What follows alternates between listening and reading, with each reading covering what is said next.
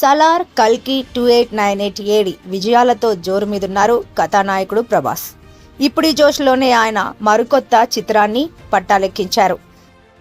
హను రాఘవపూడి దర్శకత్వంలో రూపొందనున్న ఈ pan India సినిమాని మైత్రి మూవీ మేకర్స్ సంస్థ నిర్మిస్తోంది.